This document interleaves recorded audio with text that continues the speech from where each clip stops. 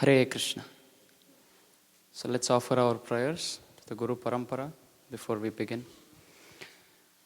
Om Ajnanatirmirandhasya Jnananjana Shalakaya Chakshur Unmilitam Yena Tasmai Shri Gurave Namaha Shri Chaitanya Manobhishtham Sthapitam Yena Bhutale Swayam Rupa Kada Mahyam Dadati Swapadantikam Nama Om Vishnupadaya Krishna Preshthaya Bhutale Srimate Bhaktivedanta Swamin Iti Namine Namaste Saraswate Devam Gauravani Pracharine Nirvishesha Shunyavadi Paschatya Deshetarine Jai Shri Krishna Chaitanya Prabhu Nityananda Shri Advaita Gadadhara Shrivas Adi Gaura Bhakta Vrinda Hare Krishna Krishna Krishna Hare Hare Hare Rama Rama Rama Hare Hare Hare Krishna.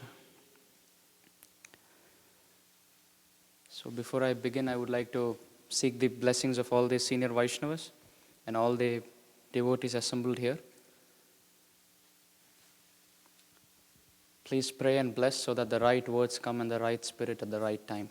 Vancha kalpatarubhyascha kripa sindubhya evacha patitanam pavanebhyo vaishnavebhyo namo. Ananta koti Vaishnava vrinda ki jai. So many devotees, so it's little...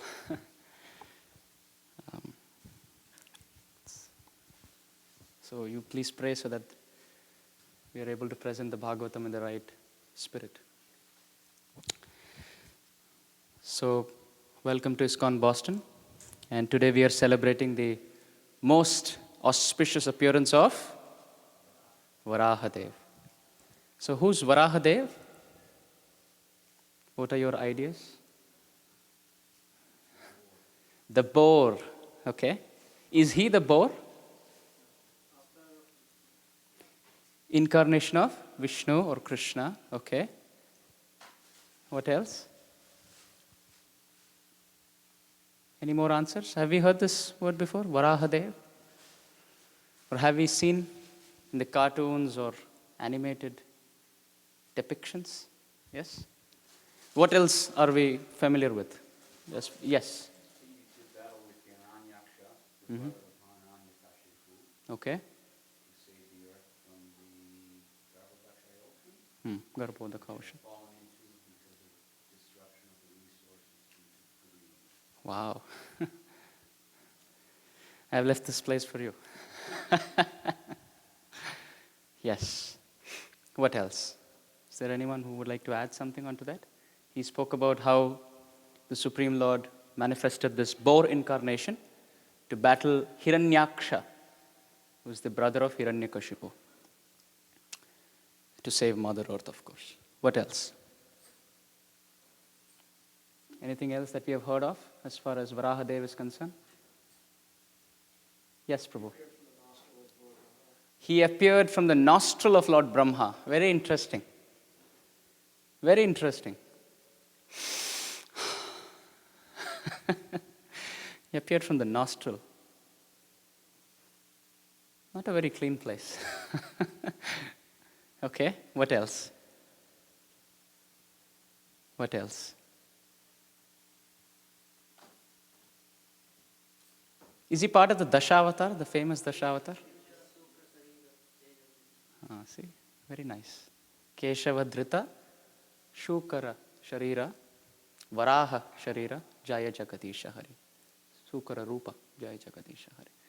Jayadev Goswami in his Dashavatar Stotra, he describes Varahadev very beautifully. Keshava Dhrita, I bow down to that personality who's originally Krishna or Keshava. But he appeared in a boar incarnation, a boar form. Very interesting. It's not that the Supreme Lord is a boar. The Supreme Lord might appear in a fish form, called as Matsya. Might appear in a tortoise form, called as Kurma. Might appear in a half-man, half-lion, called as Narasimha.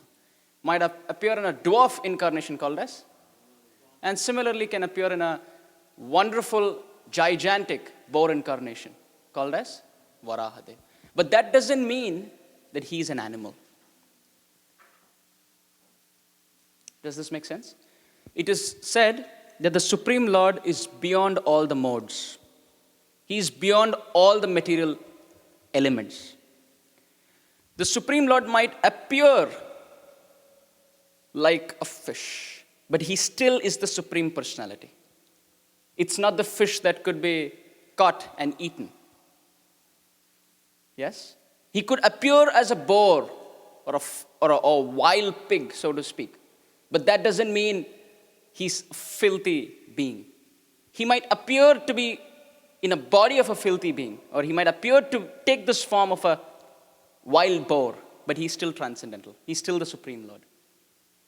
The example given is sometimes the father at home, he might try to be like the donkey or the horse for the child. Yes?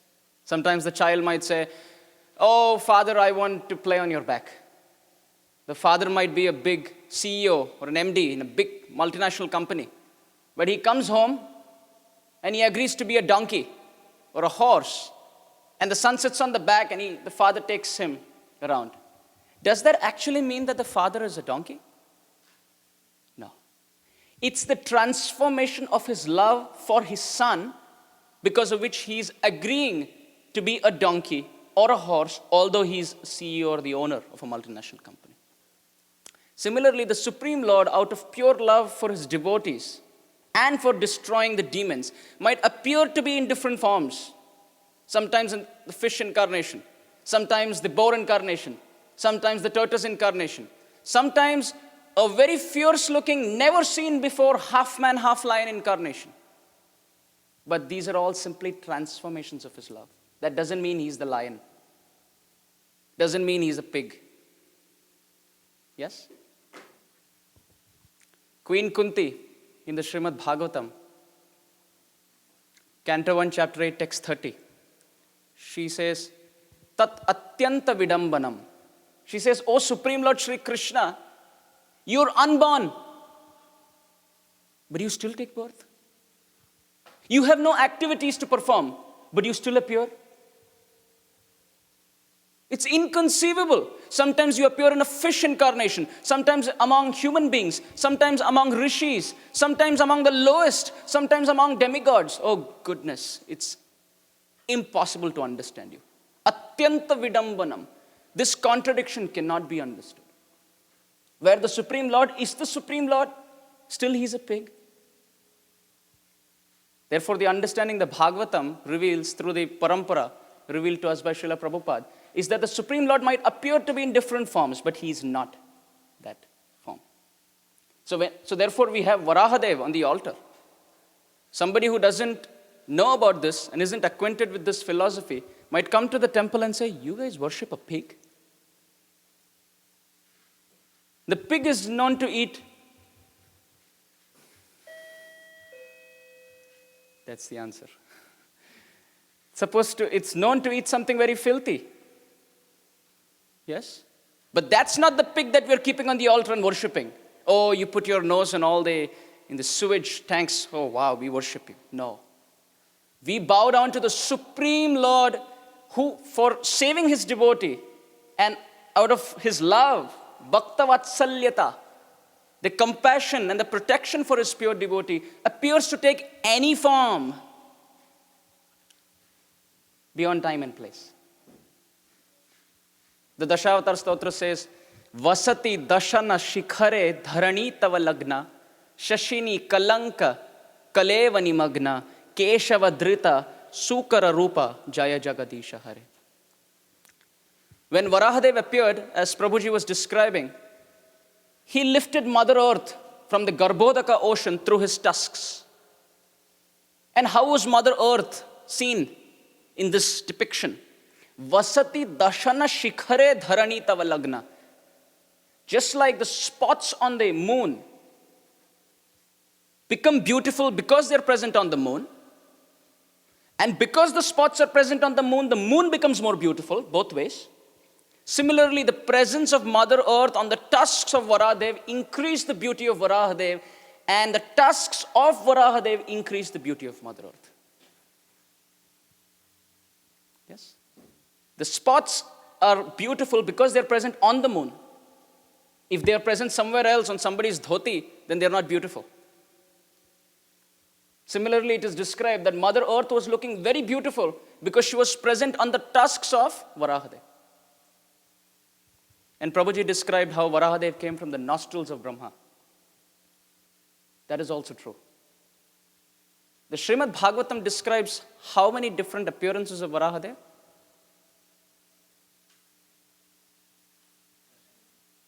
Sorry? Twice. Yes. So those who knew this answer but were quiet out of your humility might share in the future instances. And those who aren't acquainted with this, it's a good alarm by the Supreme Lord that we can start reading the Srimad Bhagavatam. So the description of Varahadev given in the scripture, in the Srimad Bhagavatam, it describes two appearances of the same Varahadev. We always thought there was only one Varahadev, isn't it? But the description given is he appeared twice. In fact, he appeared many times, but two appearances are recorded. Yes? So now, in the next few minutes that we have, we'll quickly run through the history. And as and when we come to this point of Mother Earth falling from her position into the Garbhodaka ocean, we'll describe what exactly is happening. Because sometimes people have this question, Mother Earth was thrown out of where? And which ocean are we talking about? And where is this ocean? Is it in our solar system? Yes? So we'll talk about that after the history. So some story time now, after some philosophy. The four sons of Brahma, by the name the four Kumaras, they were Brahmavadis. Brahmavadis means they are slowly on the path of self-realization. And they believe that God has no form. They meditate on the effulgence called as Brahma Jyoti that emanates from the Lord's body. So the four Kumaras, they were instructed by their father, Lord Brahma, to create progeny. But the four Kumaras said, we are not going to enter Grihasthashram. It is too much of an entanglement. You get married, then you have children, then you have a house, then you pay the rent, and then to pay the bills, then you have to go into a full-time job, and then you get your salary, and that money you paid the bills, so it's too much. We are not going to do this. But Brahma said, but the progeny has to continue, generations have to come up, and you have to grow one day, and you have to get married, and this chain has to continue. The four Kumaras said, well, this would happen only when we develop completely and mature physically. That's when we attain this desire of lust. Good. What we plan to do is, they took holy water and they said, we curse ourselves that although we mature emotionally and mentally, bodily we'll always be as 4-year-old kids. So that the factor of lust doesn't affect us. Because we find in this world, lust is such a burning influence. Lust is the root cause of all evil, Krishna describes. Kamesha, Krodesha, Rajoguna Samudbhava. It is lust only, Arjuna, which is the root cause of all suffering, Krishna says. Krishna also describes that there are 3 gates to hell. But the first and the sure path is lust. And if that is satisfied, then the second gate is open, of greed. Because initially you want something, that is lust. And when that is satisfied, you want more, so that is greed. Now, if that is not satisfied, the third door, anger. Trividham narakasyedam dwaram nashanamaatmanaha kamah krodha tatha lobha tasmad etat trayam tyajet. Therefore, a sane man should give up all 3.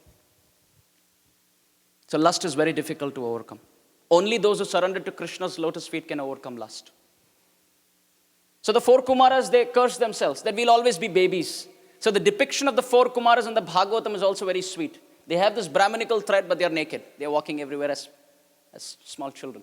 They have shaved heads with long shika, a Brahminical thread, and they're just walking as babies, 4-year-old babies. So one day they approach the door of Vishnu, Vaikuntha, and they desired to serve the Lord. But they were stopped by the doorkeepers of Vishnu by the name Jai and Vijay. So they stopped the 4 Kumaras. They said, just because you're kids, that doesn't mean you travel everywhere. You cannot enter. You cannot have darshan of Vishnu. And the four Kumaras lost their cool. Who are these two people who are stopping us from the path of serving the Supreme Lord? You have to help augment our path and not obstruct. And if you obstruct, you are not fit to be in Vaikuntha. Kuntha means stress or anxiety. And that place where there is no stress or anxiety or urging or pushing of the senses is Vaikuntha. Vigata Kuntha iti Vaikuntha. But this place is filled with suffering, so therefore it is Kuntha. So the four Kumaras said, you're not supposed to have any of these agitations. What are you doing in Vaikuntha? You cannot stop anyone on the path of pure devotion. And all this was going on. It's a long discussion, but cut to the chase. Four Kumaras, they cursed Jai and Vijay. Apart from cursing themselves, they cursed Jai and Vijay. Because you have this demoniac mentality of stopping anyone on the path of pure devotion, we curse you to be born as demons in the material universe, in the material shell. As soon as the curse was pronounced, Vishnu appeared to the scene. And Lord Vishnu smiled and he said, because I am the master of Jaya and Vijay, I apologize. When the servants make mistake, the person who must take authority or responsibility is the boss.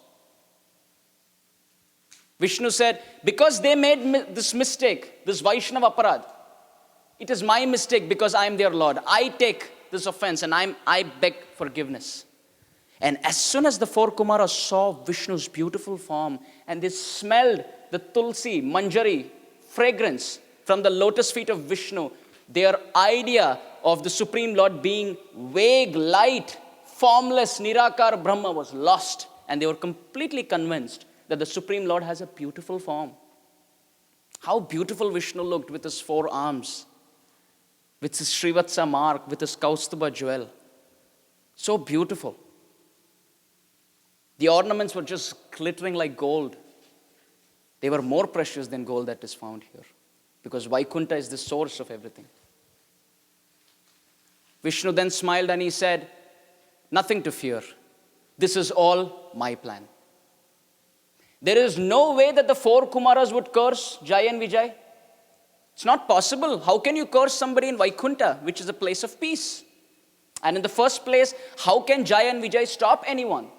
So both behaved in ways which is not common. And Supreme Lord smiled and he said, this is because it was my plan. I plan to appear very soon, and Jai and Vijay will be part in my pastimes. They'll play a very beautiful role. Parallelly in the material world, Kashyapa Muni was busy performing sacrifice, and he was a very self-controlled sage. And his good wife, Diti, she suddenly developed this urge of uniting with her husband. So she just ran with this urgency.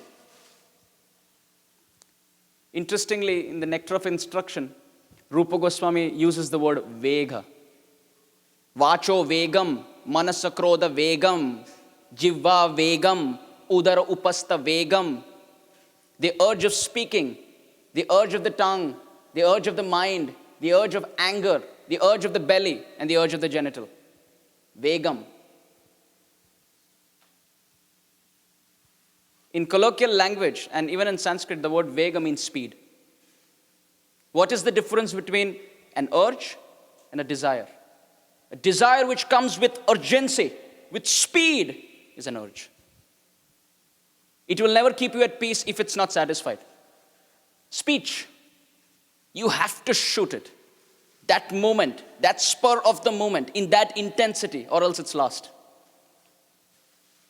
Yes? Anger. If you tell your anger, well, I would satisfy you after 10 minutes. It will not wait. It has to act that very moment. Urgency. And it's described, lust is the most urgent desire. So Diti approached Kashyapa and she said, you're in the middle of sacrifice, but I feel like uniting with you. Kashyapa said, now the time is not appropriate. In the scriptures, for everything there is a proper vidhi. There is a proper time, place, and circumstance. If the time is proper, the consciousness is proper, the place is proper, the spirit is proper, the son born is like a Dhruva or Prahlad. And if all of them are just based on sexual need and just overpowered by passion of the senses, then the result is Hiranyakashipu and Hiranyaksha. So many instances. Ravana and Kumbhakarna were born in the same circumstance. Too much of lust, inauspicious time. So even the time the child is conceived is very important. The consciousness, very important. Krishna says in the Bhagavad Gita that balam balavatam chaham kama raga vivarjitam dharma viruddha bhuteshu kamosmi bharatarshava. He says, I am that sex life which is according to proper religious principles of the scriptures. But when the time was right, the son born was Vibhishan. Very interesting. So Diti just forced, and Kashyapa couldn't focus on his sacrifice. He said, this is an inauspicious time because the assistants and the servants, the messengers of Lord Shiva, in the form of ghosts, wander during this time. And now is not the time you unite. You find that most of the material civilization unites at this time. And therefore the result is beef-eating rapists in this world. You have sinful beings born. Everything is important, perfectly. So he said, now is not the right time. Let's wait, just wait for a few more minutes. And the time becomes as auspicious according to astrology, then you can unite. But the Bhagavatam describes she was too strong. And as a result of that, Hiranyakashipu and Hiranyaksha entered in this material world. And who were they? They were the first incarnation of Jai and Vijay, cursed from Vaikunta. Both of them entered and they were twins. It is described as soon as they entered the womb of Diti, everything inauspicious started happening. And Diti knew that she made a mistake, but she didn't want to deliver them. So it is described for 100 years she held them in her womb. I'm not going to let you in this world. If you are in the womb and you create so much of havoc, if you come out, I can't even imagine what you could do. Better be inside. But then after that, she couldn't. And then according to nature's will, they appeared. Hiranyaksha, as soon as he was born, was so powerful, so egoistic. He started destroying everything. In Sanskrit, Hiranyam means gold. And Kashipu means bed. He who all his life just thought about making money and enjoying sense gratification on the bed is Hiranyakashipu. How many Hiranyakashipus do we have in the present world? The present generation is moving towards making more money and enjoying more sense gratification. Diva charte haya rajan kutumba bharanenava. Therefore, we have so many Hiranyakashipus. But the problem is, we are not as powerful as that Hiranyakashipu to invoke Nrsingadev to come and kill us. We are being some small microbe like Hiranyakashipus in some corner of this world. So neither are we liberated nor are we punished. So Hiranyakashipu and Hiranyaksha were creating havoc. And Akshini means eyes. So Hiranyaksha had his eyes always searching for gold. Where can I make money? Where can I make money? Where can I have profit? Where can I have gold? And he entered this capital of Varunadev, who is the demigod in charge of water. Yes. He entered the capital city called as Vibhavari. And he challenged Varundev. He said, oh, respectable personality, I know you're the king here, and I also know I can defeat you. Please battle me. The only alms I beg for you is to get defeated in the battle. See, and he carried a club with him, a mace. He said, I have got this for you, although I don't need it, but I've still got it, just to match. And Varun Dev knew how puffed up Hiranyaksha was. Pride precedes a fall. Dambho darpo bimanishcha krodha parushamevacha ajnanam chabijatasya partha sampadam asurim. Krishna says, he describes different demoniac qualities. And the first quality in the verse he says is dambha, or pride. Once that sets in, everything else will find its place. Srila Prabhupada said, proud about what? What are we proud about? About the dirt within or the dirt without? There's so much of dirt in our consciousness. And there's so much of need to take shelter of Krishna's lotus feet. If we are still proud about the things that we possess, how can we be uplifted? The first step is to understand that we are diseased. And the next step is to find a suitable doctor and take medicines. But in the first step itself, if you're unaware that we are diseased, how can we make progress? If you're proud of our cancer, there's no way out. And the cancer of material existence is 1,000,000 times more powerful and stronger than the cancer of this body. So therefore, only Krishna's holy names can protect us, and the association of Vaishnavas. Because only in the association of Vaishnavas can Hari Katha be discussed. And only in their association can the holy names of Krishna be chanted. And we are already discussing Hari Katha here. And we can also chant the holy names.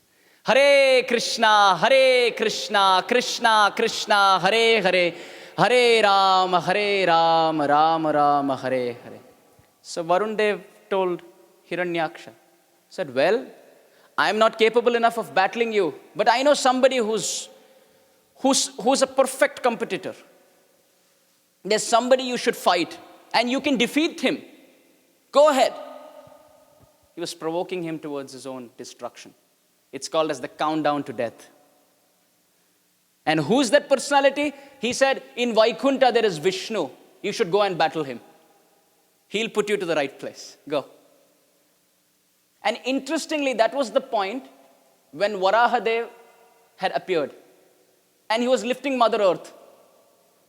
He lifted Mother Earth from the Garbhodaka ocean. How and when, we'll discuss shortly. But in the flow of the story, that's when he lifted Mother Earth from the Garbhodaka ocean with the help of his tusks. And he was returning. And Hiranyaksha said, hey, wait a minute. I have come with this mace to battle you. Where are you going? And Varahadev ignored. Hiranyaksha started blaspheming the Supreme Lord. Filthy words were pronounced, but Varahadev tolerated. The Acharyas explain that Varahadev kept quiet because his good wife, Mother Earth, was present. He was thinking, if I act at this moment, she'll get scared. Bhumi will be scared. So I'll keep her at the proper place, and then you rascal, I'll come and take care. You just wait. I'll keep Mother Earth at the right place. You wait here. I'll come and teach you a lesson. Just like if a gentleman, he's walking with his wife on the street, and there are some hooligans who try, speaking some rough words. The man will be like, oh, if I react now, my wife is going to get scared. You go and stand the other side, and then I'll come and deal with this guy. So Varahadev, he thought of keeping Mother Earth in the right place. He kept Mother Earth and he returned. Who was that rascal who was challenging? Where are you? And Varahadev carried his mace to club. And it is described, Hiranyaksha and Varahadev, both were of the same size. You can imagine how powerful Hiranyaksha would have been. The 7th canto of Bhagavatam describes when Hiranyakashipu, his brother, used to just move his eyebrow, Indra used to tremble in fear. Because just by the power of the fire of his austerity, he could burn down the whole creation. Very powerful. We don't find such mighty Rakshasas these days. We have small ant-like Rakshasas, and they create a havoc. Imagine, that's Kali Yuga. It is described in Satya Yuga, good and bad were in two different planets. Therefore, Hiranyaksha could lift Mother Earth and drown her because he was not on that planet. He was on some other planet. Good and bad in Satya Yuga were in two different planets. In Treta Yuga, they were in the same planet but different countries. Ramchandra in India and Ravana in Sri Lanka. In Dwapar Yuga, they were in the same planet, same country, and same family. Pandava and Kaurava. And in Kali Yuga, good and bad are there in the same planet, in the same country, in the same family, and in fact in the same person. Therefore, there is so much of need to take shelter of Krishna's holy names, because that's the only thing which cleanses our heart. So this very powerful fight is being described between Varahadeva and Hiranyaksha. And Varahadeva punches Hiranyaksha and Hiranyaksha punches Varahadeva. In fact, the description is very beautiful. In the beginning, Varahadeva, he moves his mace and Hiranyaksha moves his mace and Varahadeva ducks it, and then he moves it, and then Hiranyaksha ducks it, and it's very heroic in the Bhagavatam. Very dramatic. As we were recently discussing, everything is there in the Bhagavatam. Suspense is there, romance is there, some crime is there, investigation is there, some good words are there, some bad words are there. Everything is there. But when you don't find in the Bhagavatam, you have to switch on your television. It's the nature of the soul to find all this drama. But when we don't find that drama in Krishna, although it exists, we try to find that drama in this world. So finally, with the kick of Varahadeva, Hiranyaksha was killed, just with the slap of his feet, after a lot of fight. And Hiranyaksha was killed, and it is described Mother Earth, as she was kept back into her place of dignity and honor by Varahadeva. In that connection with Mother Earth, the touch of Varahadeva and Mother Earth, there was a son born. Where Varahadeva was the father, Bhumi was the mother, and who was the son? Bhaumasur, a demon. Sometimes we, devotees in this world, we complain. Oh, the parents are devotees, but the son is not a devotee. What did we do? It's all a matter of karma and time. Look at this. The son of the Supreme Lord falls in bad association and becomes an asura. What to speak of people in Kali Yuga? So therefore, association is very important. Sadhu Sangha, Sarva Shastra Koe, Lava Matra Sadhu Sanghe, Sarva Siddhi Hoy. One rotten apple can spoil the whole basket, but one fragrant flower can spread that fragrance throughout the forest. So Sadhu Sangha is very important. Associating with the right people. And it is described, the place on earth where Varahadev touched is called as Varaha Chakra, southern part of India. Sri Varaha Chakra, very close to Udupi, the place of Madhvacharya's deity that we were describing a couple of days ago. That place even now is called Sri Varaha Chakra. Kshetra means place, and Varaha means the boar incarnation. Now let's analyze the two Varahadevs that we spoke about, that Mataji described. What is the difference, and when did they appear, and how was the earth tossed from her place? That's what we'll discuss in the next 10-15 minutes. This might get a little technical or philosophical. Just in case if you have any questions, we can go slow and we can discuss. Yes?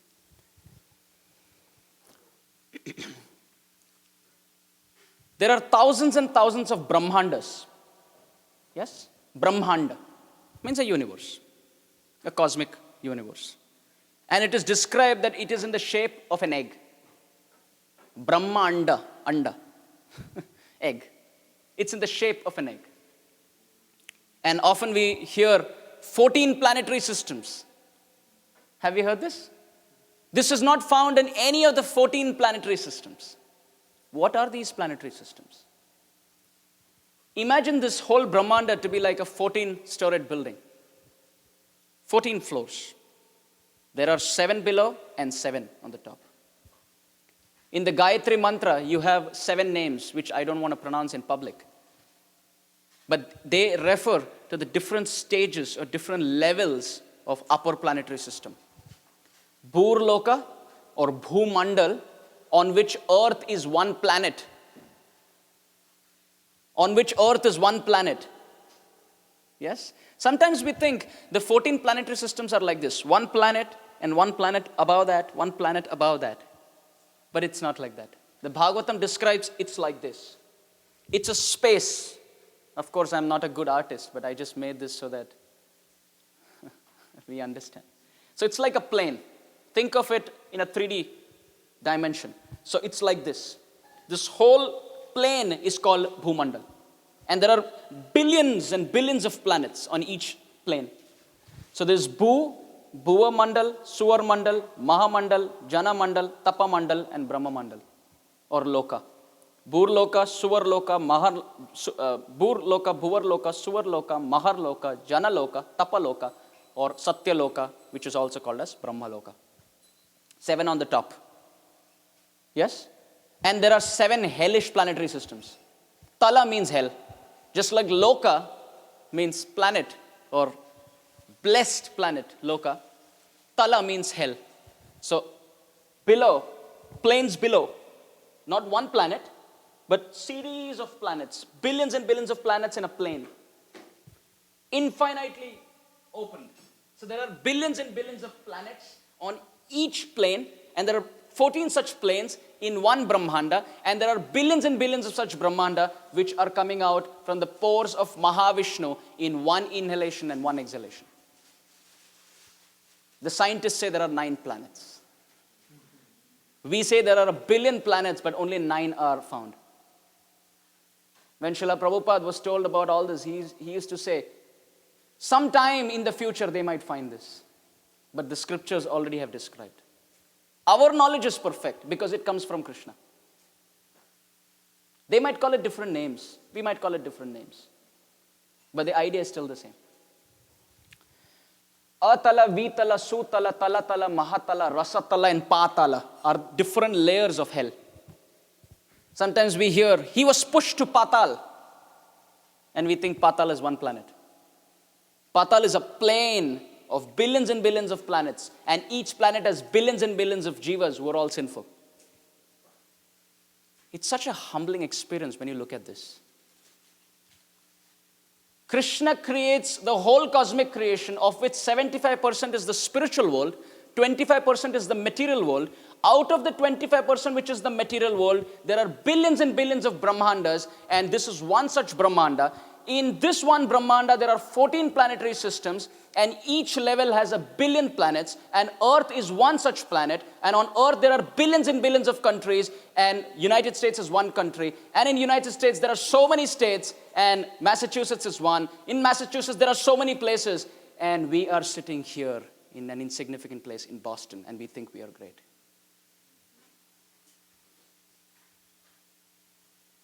We can't even fathom the greatness of Krishna, because it's beyond our understanding capacity. We think according to our capacity. Oh, is Krishna greater than the president? I think so. Because that's what we discuss. That's our vocabulary. But Krishna is beyond our reach. Adhyam Purana Purusham Navayauvanam cha Vedeshu Durlabham Adurlabham Atma Bhaktau Govindam Adi Purusham Tamaham Bhajami. He's the first being who cannot be described even by Anantadev. Anantashesh, who is a partial expansion of the Supreme Lord, who has thousands and thousands of hoods, and each hood has thousands and thousands of mouths, and if he speaks for the rest of eternity with all his mouths on all his hoods, he cannot describe even 1% of the pastimes that Krishna performs in 1 second. And we sit here on the Vyasasana and we think we are preachers. It's a crushing experience. It's a crushing experience.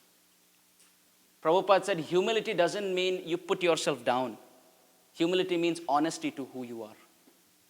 It's not about, oh, I'm so fallen. Sometimes you might get into the extent of inferiority complex. But humility means truly, honestly understanding where we are and what is our level. Now this is the structure, all right? And to the base of this is something called as the Garbhodaka ocean. Garbha means the navel. Udaka means water. So Garbhodaka ocean. Here is a form of the Supreme Lord by the name Garbhodaka Shayi. Shayi means shayanam or sleeping. Udakam means water and Garbha means the navel.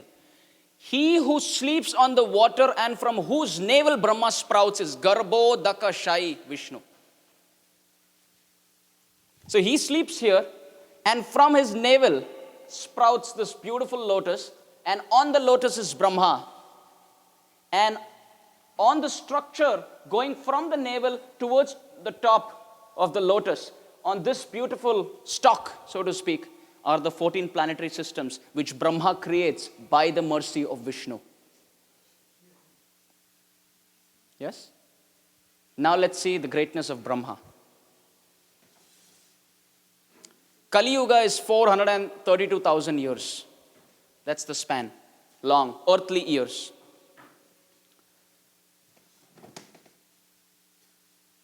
The Yuga before that is Dwapar Yuga, is 2 times the duration of Kali Yuga, which is around 864,000 years, earthly years. The Yuga before that is Treta Yuga, which is 3 times of Kali Yuga. So the K is Kali, all right? And Satya Yuga is 4 times of Kali Yuga. 1728,000 earthly years.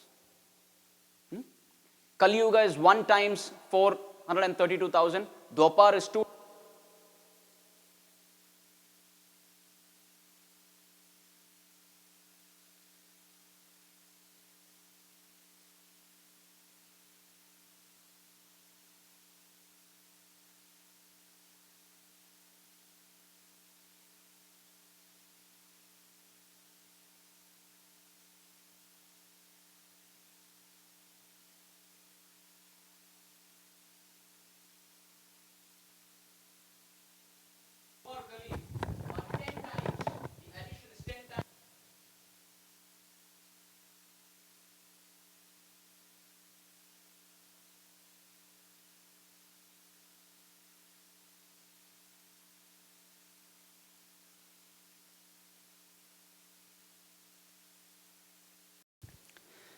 So Satya, Treta, Dwapar, Kali, the addition is 10 times the duration of Kali Yuga. Yes? A long time. That's the actual figure. 1,000 times of that duration, 1,000 times, is 1 day of Brahma. Sahasra Yuga Paryantam. So Satya, Treta, Dwapar, Kali, you add all of them and multiply that whole figure by 1,000, and that's 1 day of Brahma. And similarly, Brahma has 1 night. So during that night, there is something called as the partial dissolution. Yes? Partial dissolution. What you call as pralay is partial dissolution. Total dissolution is Mahapralay. So what happens in a partial dissolution?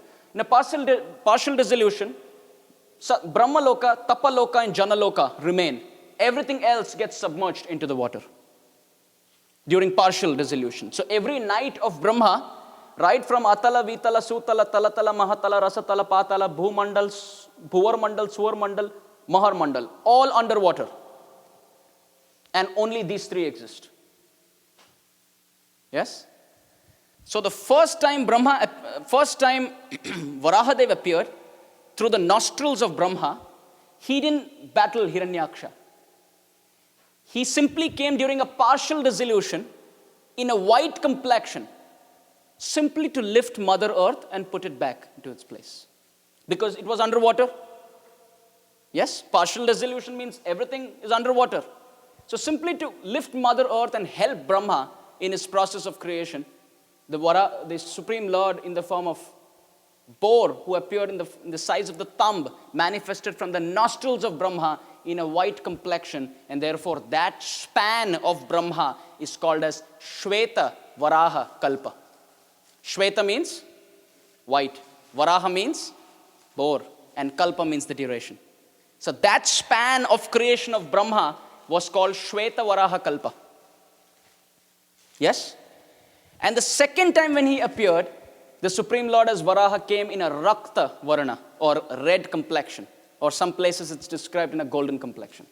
And that's when he defeated and battled Hiranyaksha. So the time when he appeared in a white complexion was not when he battled Hiranyaksha. He simply came and helped Brahma pick Mother Earth and put it back to her place of dignity and helped Brahma in the creation during a partial dissolution. Yes? But when he came as a red complexion, that's when he battled Hiranyaksha. Now, interesting question. If at this point he lifted Mother Earth and put her back into the place of dignity, why did he come in the red complexion? And if he came then, what was Mother Earth doing in Garbhodaka? At that point, it's described as Bhima Prabhu said. Could you repeat that, Prabhu? Why was Mother Earth back in Garbhodaka? You said a beautiful point. Balance due to the destruction of natural resources and greed. Due to the greed of demoniac people like Hiranyaksha, who were exploiting Mother Earth for her natural resources, she trembled, and in fear she went and hid herself in the Garbhodaka ocean. So you can imagine, from this plane, Mother Earth was toppled and she fell into the Garbhodaka ocean. And Varahadev entered this ocean and put her back. Now I have one last question. Why did the Supreme Lord pick the form of a pig? He could have come in any form. Why did he come in the form of a pig or a boar? Yes, Prabhu. Yes. Yes. Yes. The Bhagavatam, as Prabhu described, 2 reasons. One, Patal is a very dirty place, sinful place. It's filled with filth and dirt. And which is that animal which is always moving on with its nostrils in a filthy place? That's a pig. And it has tusks. So it becomes easier for the Lord to just lift the earth. So according to time, place, and circumstance, the Lord used a form. But it describes that when this Varahadev battled Hiranyaksha and he came out and he was moving his body, shaking off all the water content, the demigods were standing to collect that Charnamrit from the body of Varahadev. Because this was not the pig of this world, but this was the transcendental Supreme Lord beyond all the modes, the cause of all causes, the origin of all origins, who was simply appearing in a beautiful form of the boar. And Mother Earth was, it's described elsewhere, that Mother Earth looked like a nose ring to Varahadev's body. Very beautiful. So in this way, there were 2 incarnations, Shweta Varaha and Rakta Varaha. And they appeared in 2 different times. 2 different times of Brahma's lifespan. Of course, there's a long calculation. If there's somebody interested, we could take it offline, after the class. Where, as we said, there's a partial dissolution, and there's 1 day and 1 night. Similarly, there are 360 days, such days, in 1 year of Brahma. And Brahma lives for 100 such years. Inconceivably long. Satya, Kali, Dwapar, Treta, Satya, 10 times into 1,000 is 1 day. 360 such days is 1 year. 100 such years is 1 life of Brahma. 311 trillion, 40 billion years. And at the end of that life is what we call as the total dissolution, where the whole Brahmanda, internally and externally, is into dissolution, total dissolution. But in partial, Satya Loka or Brahma Loka, Tapa Loka, and Jana Loka exist. Everything else is underwater. But in total, everything is dismantled. That's called as the total dissolution at the end of Brahma's life. So in this way, there are a lot of calculations given in the Bhagavatam, where Shweta Varaha appeared during 1 instance, and Rakta Varaha, the red incarnation, he appeared in another instance. So on this day of Varaha Dwadashi, after Bhaimi Ekadashi that was celebrated yesterday, we pray to Lord Varahadeva that may that boar incarnation plunge into the filthy ocean of our consciousness, and may he uplift bhakti as he uplifted Mother Earth on his tusks and give her the place of dignity and honor. And let him battle the Hiranyaksha of lust, greed, anger, envy, and pride and jealousy within our heart, who is acting as a threat to Bhakti Devi in our heart, which is like the Patal. We really pray to all the acharyas who have given their commentaries on this beautiful instance of Varahadeva's appearance and defeating Hiranyaksha. It is found in the 3rd canto of Srimad Bhagavatam. The appearance is chapter 13. And we express gratitude to Srila Prabhupada, who selflessly came to the United States and translated all the works in Sanskrit and Bengali, word by word, verse by verse, chapter by chapter, canto by canto into English, only so that devotees like us who don't understand Sanskrit or Bengali can read English, can understand and relish these pastimes, and in the association of Vaishnavas, discuss them on holy appearance days like today. And finally, I would like to express my gratitude and prostrated obeisances to all the devotees who are assembled today. You gave your invaluable time and you came to the temple. And because you all came, and by your presence and your inspiration, I could serve something in your service. So if there was something good in the presentation, please imbibe and take it home. And if there were mistakes or anything that went off track, please leave it here. Srila Varahadev ki, Lord Varahadev ki jai. Varaha Dwadashi 2016 ki, Srila Prabhupada ki, Gaur Premanande. Hari Hari Prabhu. Thank you so much. Hare Krishna.